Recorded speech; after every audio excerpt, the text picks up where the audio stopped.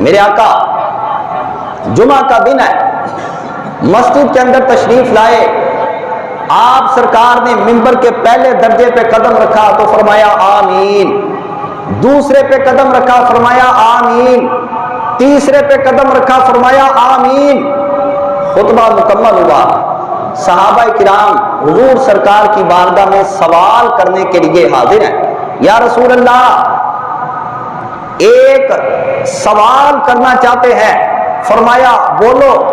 میرے آقا آج آپ نے 3 مرتبہ آمین تو فرمایا مگر دعا کرنے والا نہ نظر آیا نہ سنائی دیا۔ سرکار نے فرمایا کہ جبریل امین آئے تھے اور انہوں نے 3 دعائیں کی اور میں نے اس کی تینوں دعا پر آمین کہہ دیا۔ پہلی دعا یہ تھی کہ جو بندہ رمضان شریف کو پائے مگر وہ اپنی مغفرت نہ کروا سکے، فرمایا وہ تباہ و برباد ہو جائے۔ میں نے کہہ دیا آمین۔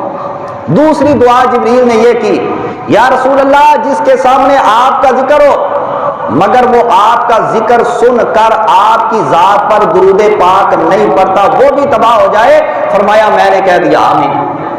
تیسری دعا جبریل نے یہ کی کہ جس بندے نے اپنی زندگی کے اندر ماں باپ کو بڑھاپے کی عمر میں پایا یا ان دونوں میں سے کسی ایک کو بڑھاپے کی عمر کے اندر پایا مگر وہ ان کی خدمت کر کے جنت حاصل نہ کر سکا وہ بھی تباہ و برباد ہو جائے، تو میں نے کہہ دیا آمین۔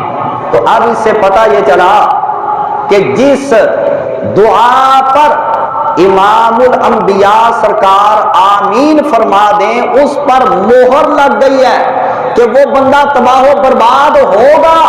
ان میں سے ایک بندہ وہ بھی ہے جو کہتا ہے او جی باقی بھی تو 11 مہینے گزر ہی جاتے ہیں، یہ بھی 1 مہینہ آیا ہے بس چند دنوں کی بات ہے گزر جائے گا۔ بات تو چند دنوں کی ہے، تیرے الفاظ اپنی جگہ درست ہیں مگر بعض اوقات الفاظ چھوٹے ہوتے ہیں ان کا صلہ بڑا ہوتا ہے، اور بعض اوقات الفاظ چھوٹے ہوتے ہیں تباہی بربادی بہت بڑی کر جاتے ہیں۔ تیرا یہ جملہ تو بڑا چھوٹا ہے مگر پتہ تب چلے گا جب دنیا سے رخصت ہوگا، اگلا مرحلہ شروع ہوگا عالم برزخ کا، وہاں سے تجھے معلوم ہونا شروع ہو جائے گا کہ دنیا میں نے جو چھوٹا سا جملہ بولا تھا کہ اس مہینے کا کیا ہے یہ بھی تو گزر ہی جائے گا، تو وہاں پر تجھے پتہ چل جائے گا کہ جو دنیا کے اندر تو ایک مختصر سا جملہ جان کر اپنی زبان سے نکال بیٹھا تھا اس نے تجھ کو کس طرح تباہ و برباد کر کے رکھ دیا ہے۔